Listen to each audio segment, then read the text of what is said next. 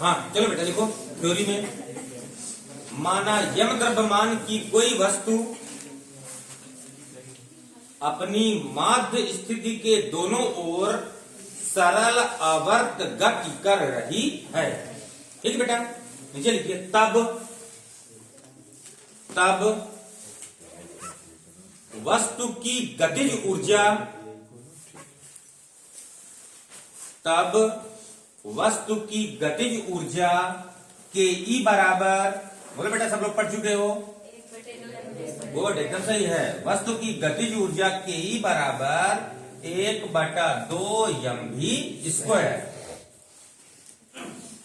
ठीक बेटा, कल आप लोग सिद्ध किए हैं सरल आवर्त गति का वेग समीकरण। देखो चूंकि v बराबर वेग समीकरण है बेटा इंटू √a² - y², अतः v की वैल्यू टेस्ट करना है आपको, अतः के ई बराबर कितना है बेटा, ध्यान दीजिएगा ये कितना लिखा है 1/2 m। अब v² में इसका जब वर्ग करेंगे तो ओमेगा का स्क्वायर कितना आ जाएगा बेटा, ओमेगा², और इसका वर्ग करेंगे तो इसका अंडर रूट हट जाएगा, यानी कितना हो जाएगा a² - y²। इसको मान लीजिए समीकरण नंबर 2। ये मिल गया आपको सरल आवर्त गति कर रही वस्तु की गतिज ऊर्जा। ठीक है, अब आपको निकालना है स्थितिज ऊर्जा। देखिए जब कोई वस्तु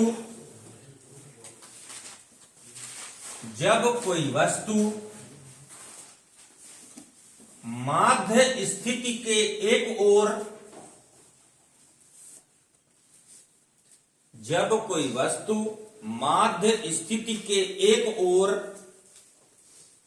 y दूरी तक, y विस्थापन है बेटा, जब कोई वस्तु माध्य स्थिति के एक ओर y दूरी तक विस्थापित होती है,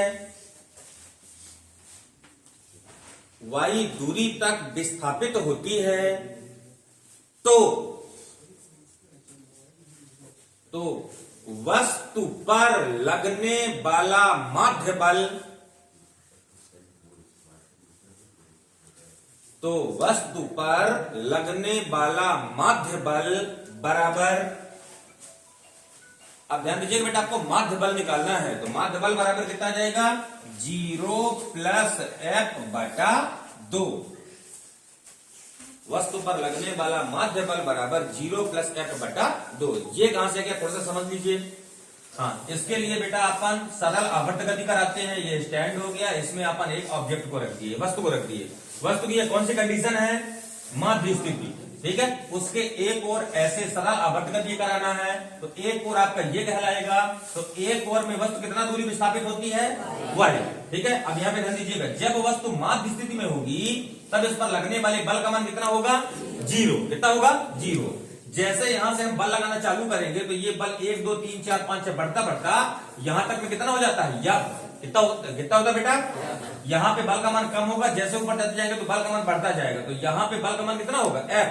तो टोटल एवरेज बल कितना लगेगा, औसत बल लगेगा आपका 0 + f/2। ये माध्य बल हो गया, लिखो अर्थात माध्य बल बराबर f/2। अतः माध्य बल बराबर f/2।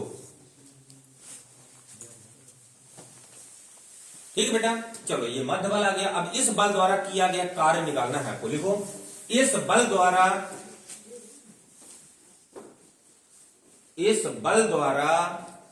किया गया कार्य W बराबर,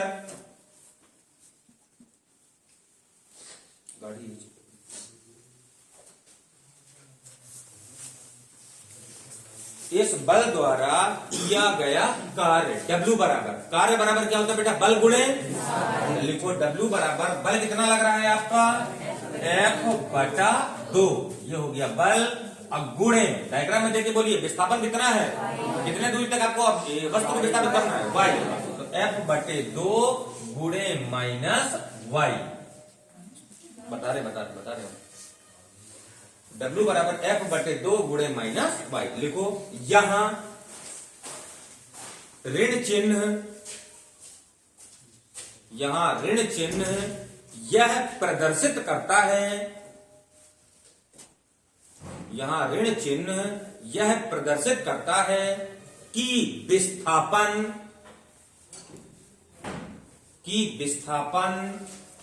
बल का विरोध करता है। यहां ऋण चिन्ह यह प्रदर्शित करता है कि विस्थापन बल का विरोध करता है। कैसे बेटा? देखो, हमको वस्तु को यहां से कहां ले जाना है? ऊपर। कितना दूरी विस्थापित करना है? तो जैसे हम ऐसे ले जाएंगे तो ये देखो हम बल लगा रहे हैं और वस्तु पे हम बल लगा रहे हैं तो वस्तु ऊपर से कहां गिरेगी? नीचे। तो ये देखो बेटा, ये हमारे द्वारा क्या लगाया गया? बल। वस्तु कहां विस्थापित हो रही है? ऊपर की ओर। जैसे हम बल लगाना छोड़ेंगे तो पुनः कहां आएगी? यानी जो विस्थापन है ये बल का क्या कर रहा है? विरोध। कह रहा है मुझे ऊपर की ओर मत ले जाओ, मतलब नीचे हिलाओ। राइट? क्या इंडिकेट कर रहा है? ये जो विस्थापन है ये बल का क्या कर रहा है बेटा? विरोध कर रहा है। W बराबर कितना जाएगा? W बराबर -1/2 F इंटू वाई। ठीक है, अब लिखो, चूंकि F बराबर न्यूटन के गति विषयक द्वितीय नियम में पढ़े हो, F बराबर क्या होता है बेटा? ma। राइट है, चूंकि F बराबर ma,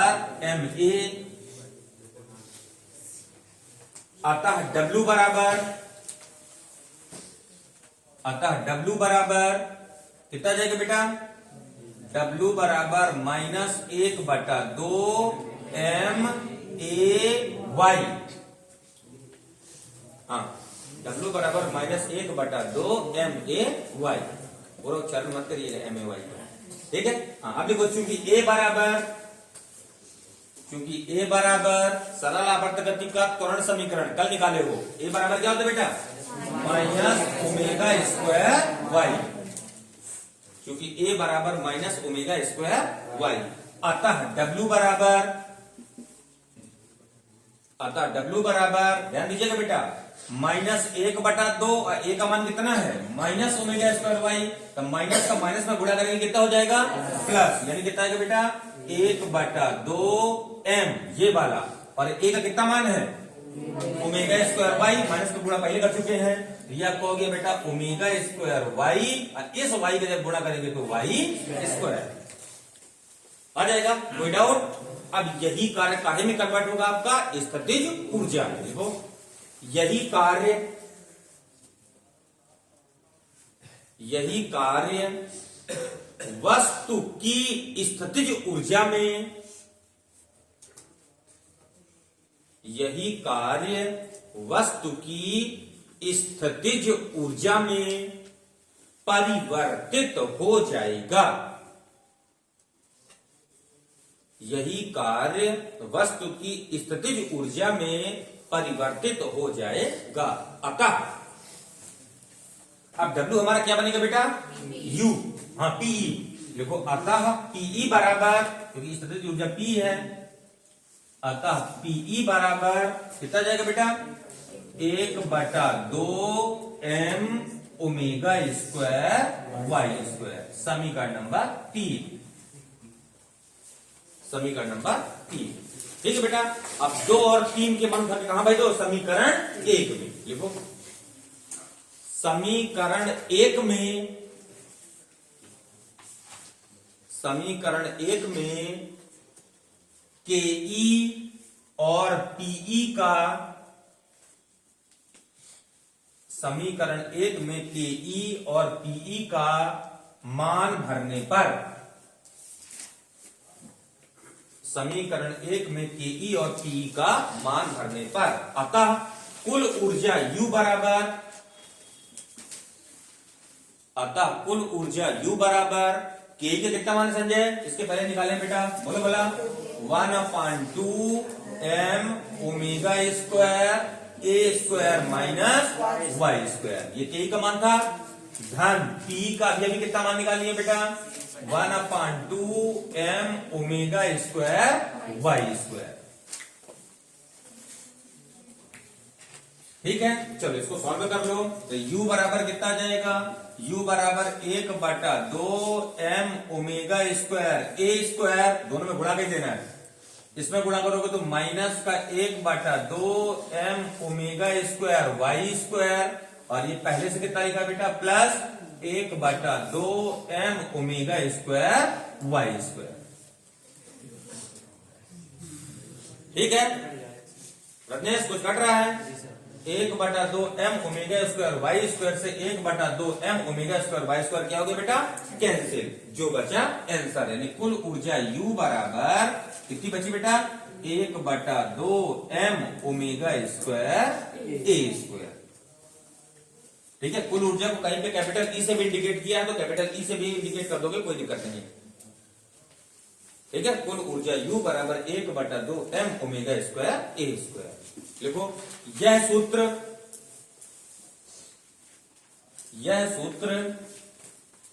सरल आवर्त गति कर रही वस्तु, यह सूत्र सरल आवर्त गति कर रही वस्तु की कुल ऊर्जा को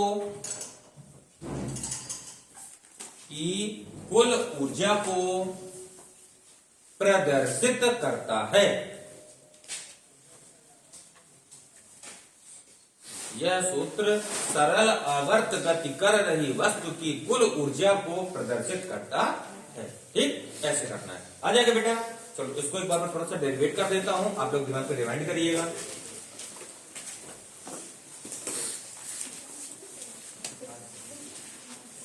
ठीक है, समझा दीजिए।